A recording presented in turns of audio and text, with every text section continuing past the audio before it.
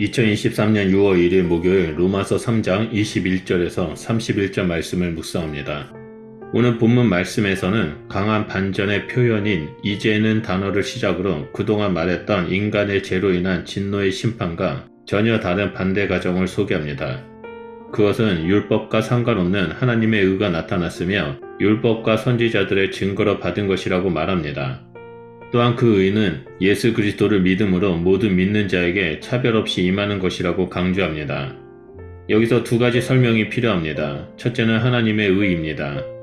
앞선 내용에서 하나님의 의는 심판의 배경이었다면 지금은 구원 상황의 배경입니다. 두 번째는 예수 그리스도를 믿는 믿음입니다. 이는 처음 시작은 하나님이 주체가 되어 의를 나타내는 것으로 예수 그리스도의 사역이 이 단계의 핵심입니다. 다음은 사람이 믿음으로 반응하고 하나님의 의의 결과가 구원의 과정으로 나타납니다. 앞에 나온 1장 18절에서 3장 20절은 하나님의 진리가 먼저 나타났고 사람은 이를 거절합니다. 그러자 하나님의 진노가 나타남을 볼 수 있습니다. 이를 볼 때 사람의 반응 차이 때문에 마지막 구원과 진노의 차이가 나타나는 것을 볼 수 있습니다.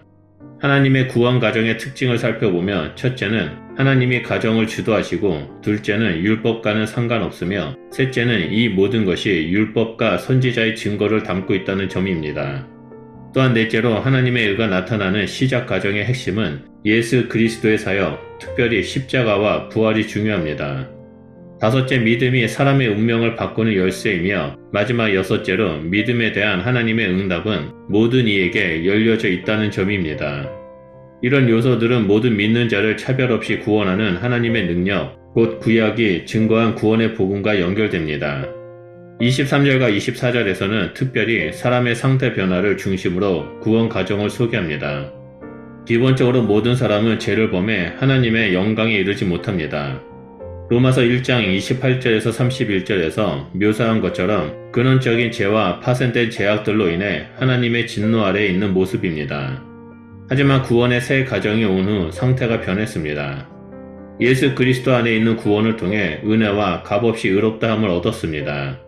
이 표현에 의하면 사람의 변화는 세 가지 요소를 갖고 있습니다. 첫째로 하나님의 은혜로운 주권 행위입니다. 여기에 값없이 주는 선물과 은혜를 첨가해 하나님의 은혜를 강조용으로 전달합니다. 둘째는 바울은 전치사 무엇을 통하여를 사용해 예수 그리스도가 구원 과정의 열쇠임을 보여주며 예수 그리스도를 통한 구속 사역을 강조합니다. 셋째로 의롭게 하다라는 동사를 사용해 피조물로서 그리고 언약 관계를 맺은 자로서 창조주 하나님을 향한 신실함을 가진 자가 되었다라고 말합니다. 이어서 바울은 24절에서 하나님이 예수 그리스도를 통해 어떻게 구원 과정을 시작했는지 부연 설명합니다. 하나님이 예수를 속죄제물로 삼으셨습니다. 이것은 하나님이 예수님의 피, 곧 십자가 희생을 계획하고 실행하셨다라는 뜻입니다. 표면적으로 예수님이 자발적 순종으로 십자가에서 죽었지만 이 모든 과정의 최종 주체는 하나님입니다. 바울은 예수 그리스도의 십자가를 하나님의 의를 드러내기 위함이라고 말합니다. 그렇다면 우리는 여기서 십자가가 하나님의 의로움과 무슨 상관이 있는지 질문하고 살펴봐야 합니다. 설명은 창조주이자 언약관계를 맺은 존재이신 하나님에서부터 시작해야 합니다. 하나님은 피조물인 사람을 행위대로 평가하며 언약관계를 깨는 자를 심판하실 것입니다.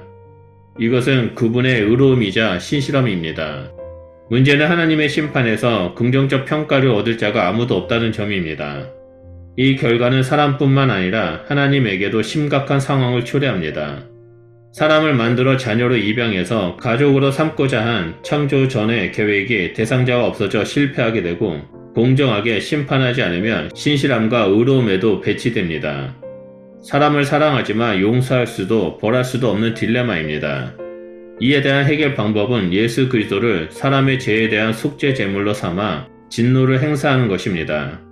죄에 대한 심판으로 공정성을 유지할 수 있고 예수 그리스도를 심판함으로 죄인을 살릴 수 있는 길을 열어 창조전 계획을 성취할 수 있는 방법입니다. 예수님의 부활은 십자가를 통한 진노의 심판이 끝났고 생명과 용서의 문이 열렸다라는 증거입니다. 이런 면에서 십자가는 하나님 편에서 심판과 구원과 관련한 의로움을 유지할 수 있고 사람 편에서 하나님의 자녀가 될 의로움을 얻을 수 있는 길입니다. 사람 편에서는 은혜이지만 하나님 편에서는 무한한 희생과 값을 지불하는 것입니다. 마지막으로 사람의 믿음입니다. 하나님이 예수 그리스도를 중심으로 시작한 일에 사람이 믿음으로 반응해야 하나님도 의를 만족시키고 믿는 자도 그분의 자녀가 됩니다. 이후 27절에서 31절은 문답시 대화법을 통한 믿음의 요소에 대한 세 가지를 설명합니다. 첫째, 구원 과정에서 사람이 자랑할 만한 것은 아무것도 없으며 율법을 통한 행위가 아니라 믿음의 원리를 의롭게 되는 것을 우리가 인정했기 때문이라고 말합니다. 이를 볼 때 믿음은 행함이 아니며 단지 하나님이 시작한 구원의 과정을 받아들이는 것임을 알 수 있습니다. 둘째, 구원 과정과 유대인, 이방인의 관계에 대해 나옵니다. 하나님은 유대인과 이방인의 하나님이 되십니다. 믿음은 모든 이의 것이기에 구원에는 차별이 없다는 23절 말씀과 연결됩니다. 셋째, 율법과 믿음의 관계에 대해서 말합니다. 믿음은 율법을 파괴하는 것이 아니라 오히려 굳게 세웁니다. 그 율법을 완성시킨다라고 설명합니다. 하나님은 우리를 구원하시기 위해 단 하나밖에 없는 독생자 예수 그리스도를 희생시키셨습니다. 우리는 예수 그리스도를 믿음으로 구원받고 하나님의 자녀로 입양되었습니다. 하나님의 자녀된 우리는 이 땅에서 그에 합당한 삶을 살아야 합니다. 예수님처럼 하나님 말씀대로 순종하며 묵묵히 믿음의 길을 걸어가고 아직 믿음으로 반응하지 못한 자들에게 예수 그리스도를 전하는 자가 되어야 합니다. 이를 위해 성령님이 오셨습니다. 우리가 성령님과 함께 믿음의 길을 걸을 때 우리를 통해 이 땅 가운데 하나님 나라와 그의 의가 확장될 것이라 믿습니다. 기도하겠습니다. 하나님 감사합니다. 우리의 힘으로 해결할 수 없는 제 문제를 예수 그리스도를 보내주심으로 속죄케 하시고 우리를 하나님의 자녀로 삼아 주셔서 감사드립니다. 이 세상에는 아직도 하나님 앞에 믿음으로 반응하지 않은 많은 사람들이 있음을 봅니다.